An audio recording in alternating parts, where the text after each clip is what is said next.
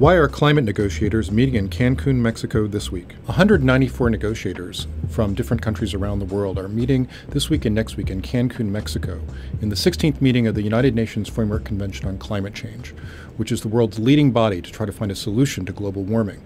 They'll be working on advancing an agenda on climate change, which can hopefully bring parties together in a formal, legally binding agreement to try to solve the problem of global warming. What can we expect from this round of negotiations? We're unlikely to see agreement on a final, complete climate treaty, but what we should see is progress on a few important sectoral areas. For example, it's likely that the negotiators can come to some kind of agreement on international forestry and how we're going to sequester carbon in the forests that remain and also avoid deforestation going into the future. Secondly, we hope to see some kind of agreement on the architecture for an international climate fund. This is critically important. Last year in Copenhagen, developed countries agreed that they would put together a climate fund amounting to $100 billion annually to help developing countries transition to a low-carbon economy.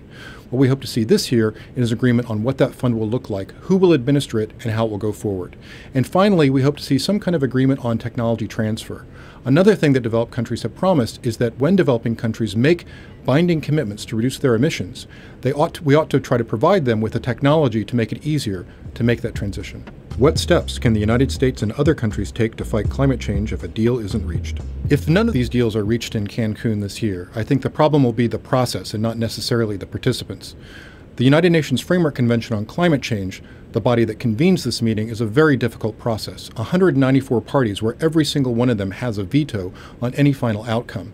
So if no agreement is reached, then the United States and its closest allies, the other major emitters of carbon pollution, both in developed and developing countries, need to start working on finding agreements outside of this process. They should work on the G20, they should work on other forums that the United States created, like the Major Economies Forum, to get agreements on renewable electricity, on energy efficiency, and on forestry.